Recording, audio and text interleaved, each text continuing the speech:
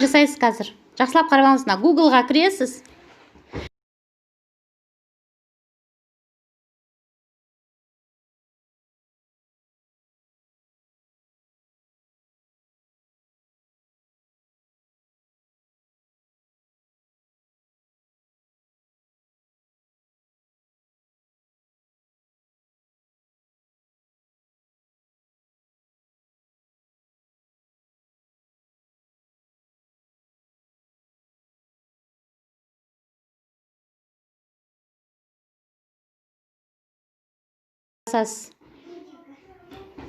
Содан кейін мына жерге сіздің жаңағы номеріңізді, пароліңізді басасыз. Мен міне басып дайындап қойдым уже.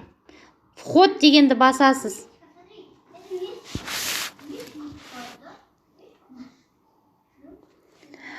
Сосын осындай графа ашылады. Міне қараңыз, Қуандықова Меруерт деп сіз шығып тұрсыз. Сосын мына жерді бүйтіп үлкейтіп алып, back office дегенді басасыз.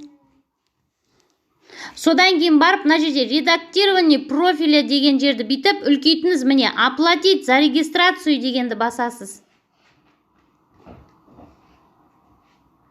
Сосын осындай оплата консультанта деп шығады сізге. И осы жерге оформить заказ дегенді басасыз.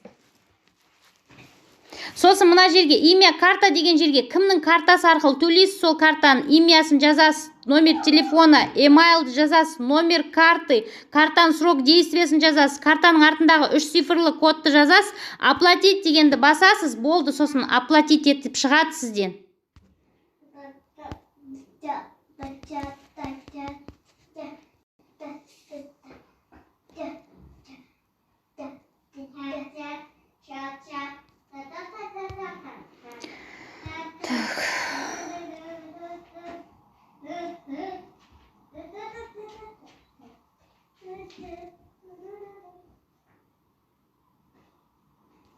Мынау екен ғой, ойқасқа қайда кетті?